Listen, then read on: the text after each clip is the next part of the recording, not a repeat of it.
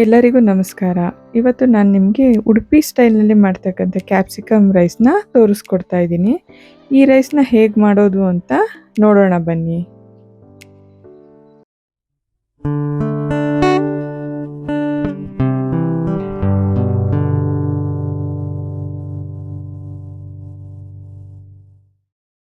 ಎಲ್ಲರಿಗೂ ಅಮ್ಮನ ಪಾಕಶಾಲೆ ಯೂಟ್ಯೂಬ್ ಚಾನಲ್‌ಗೆ ಸ್ವಾಗತ.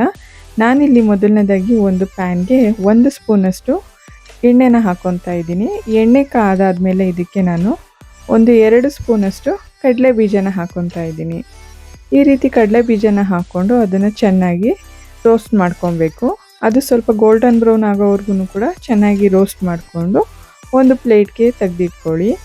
ಈಗ ನಾನು ಅದೇ ಪ್ಯಾನ್ಗೆ ಮತ್ತು ಎಣ್ಣೆ ಏನು ಆ್ಯಡ್ ಮಾಡ್ತಾ ಇಲ್ಲ. ಅದೇ ಎಣ್ಣೆಗೆ ನಾನು ಒಂದು 3ರಿಂದ 4 ಪೀಸಷ್ಟು ಚಕ್ಕೆನ ಸೇರಿಸ್ಕೊತಾ ಇದ್ದೀನಿ. ಹಾಗೆಯೇ ಇದಕ್ಕೆ 2ರಿಂದ 3 ಲವಂಗನೂ ಕೂಡ ಹಾಕ್ಕೊತಾ ಇದ್ದೀನಿ. ನೆಕ್ಸ್ಟ್ ಇದಕ್ಕೆ ನಾನು ಸ್ವಲ್ಪ ಮೆಣಸನ್ನು ಕೂಡ ಸೇರಿಸ್ಕೊತಾ ಇದ್ದೀನಿ. 3ರಿಂದ 4 ಮೆಣಸನ್ನು ಹಾಕ್ತಾ ಇದ್ದೀನಿ. ಈ ರೀತಿ ಮೆಣಸು, ಚಕ್ಕೆ, ಲವಂಗ ಎಲ್ಲ ಹಾಕಾದ್ಮೇಲೆ ಇದಕ್ಕೆ 1/4 ಟೇಬಲ್ ಸ್ಪೂನಷ್ಟು ಮೆಂತ್ಯನೂ ಕೂಡ ಸೇರಿಸ್ಕೊಳ್ಳಿ. ಈ ರೀತಿ ಎಲ್ಲ ಮಸಾಲೆನೂ ಹಾಕಾದ್ಮೇಲೆ ಇದಕ್ಕೆ ನಾನು 2 ಸ್ಪೂನಷ್ಟು ಕಡಲೆಬೇಳೆನ ಹಾಕ್ಕೊತಾ ಇದ್ದೀನಿ. ಈ ಕಡಲೆಬೇಳೆ ಜೊತೆಗೇ ನಾನು ಮತ್ತೆ 2 ಸ್ಪೂನಷ್ಟು ಉದ್ದಿನಬೇಳೆನೂ ಕೂಡ ಸೇರಿಸ್ಕೊತಾ ಇದ್ದೀನಿ. ನೋಡಿ, ಇಲ್ಲಿ 2 ಸ್ಪೂನಷ್ಟು ಉದ್ದಿನಬೇಳೆನೂ ಕೂಡ ಹಾಕ್ಕೊತಾ ಇದ್ದೀನಿ. ಈ ರೀತಿ ಕಡಲೆಬೇಳೆ, ಉದ್ದಿನಬೇಳೆ ಇವೆಲ್ಲ ಹಾಕಾದ್ಮೇಲೆ ಇದನ್ನು ಒಂದ್ಸಲ ಚೆನ್ನಾಗಿ ಫ್ರೈ ಮಾಡ್ಕೊಬೇಕು. ಅದ್ರ ಜೊತೆಗೇ ಸ್ವಲ್ಪ ಜೀರಿಗೆನೂ ಕೂಡ ಸೇರಿಸ್ಕೊಳ್ಳಿ. ಹೀಗೆ ಎಲ್ಲನೂ ಸೇರಿಸ್ಕೊಂಡಾದ್ಮೇಲೆ ಸ್ವಲ್ಪ ಫ್ರೈ ಮಾಡ್ಕೊಳ್ಳಿ.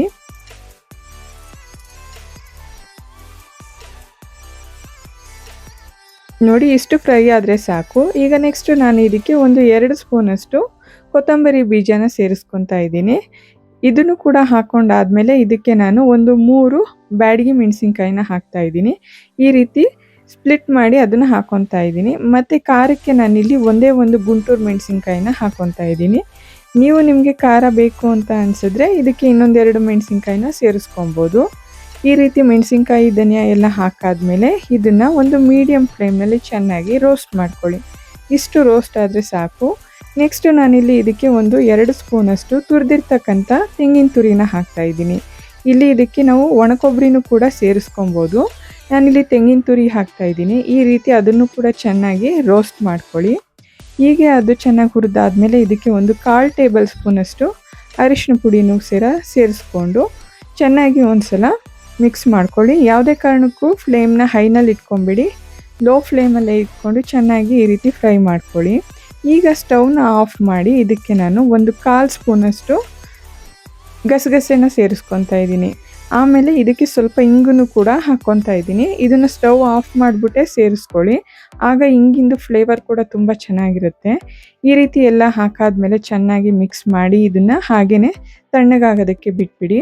ನೆಕ್ಸ್ಟ್ ಇಲ್ಲಿ ನಾವು ಒಗ್ಗರಣೆಗೆ ನಾನು 2ರಿಂದ 3 ಸ್ಪೂನಷ್ಟು ತೆಂಗಿನ ಎಣ್ಣೆನ ಹಾಕ್ಕೊತಾ ಇದ್ದೀನಿ.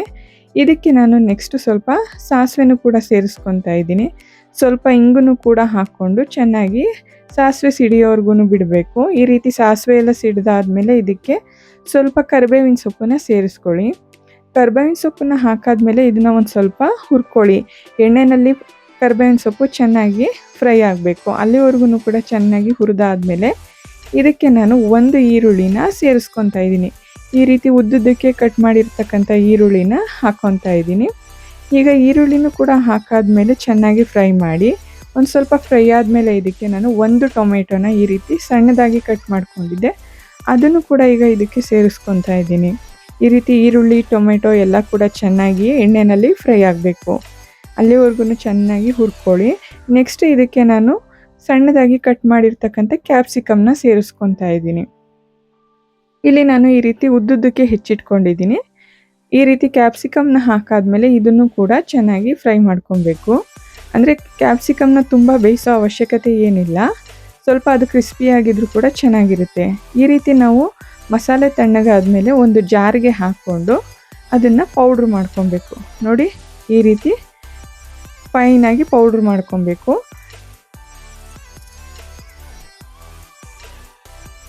ಈಗ ಇಲ್ಲಿ ಕ್ಯಾಪ್ಸಿಕಮ್, ಈರುಳ್ಳಿ, ಟೊಮೆಟೊ ಎಲ್ಲ ಕೂಡ ಸ್ವಲ್ಪ ಬೆಂದಿದೆ. ಈಗ ಇದಕ್ಕೆ ನಾನು ಪೌಡ್ರ್ ಮಾಡ್ಕೊಂಡಿದ್ನಲ್ಲ ಮಸಾಲೆ, ಅದನ್ನು ಒಂದು 3 ಸ್ಪೂನಷ್ಟು ಹಾಕ್ಕೊತಾ ಇದ್ದೀನಿ. ಇದನ್ನು ನೀವು ಒಂದೇ ಸಲ ಎಲ್ಲನೂ ಹಾಕ್ಕೊಂಬಿಡಿ. ಒಂದು ಸ್ವಲ್ಪ ಒಂದು 2ರಿಂದ 3 ಸ್ಪೂನು ಫಸ್ಟ್ ಹಾಕ್ಕೊಳ್ಳಿ. ಮತ್ತೆ ಏನಾದರೂ ಅದನ್ನು ಅವಶ್ಯಕತೆ ಇತ್ತು ಬೇಕು ಅಂತ ಅನಿಸಿದ್ರೆ ಮತ್ತೆ ಇನ್ನೊಂದು 2-3 ಸ್ಪೂನ್ ಸೇರಿಸ್ಕೊಬೋದು. ಇದನ್ನು ಹಾಕಾದ್ಮೇಲೆ ಇದನ್ನು ಒಂದು ಸ್ವಲ್ಪ ಚೆನ್ನಾಗಿ ಫ್ರೈ ಮಾಡ್ಕೊಳ್ಳಿ. ಈ ರೀತಿ ಫ್ರೈ ಆದಮೇಲೆ ಇದಕ್ಕೆ ನಾನು ಒಂದು ಸ್ವಲ್ಪ 1/4 ಕಪ್ಪಷ್ಟು ನೀರನ್ನು ಕೂಡ ಸೇರಿಸ್ತಾ ಇದ್ದೀನಿ. ಅಂದರೆ ಇದು ಫುಲ್ಲು ಒಂದು ಸ್ವಲ್ಪ ಡ್ರೈ ಥರ ಆಗುತ್ತೆ.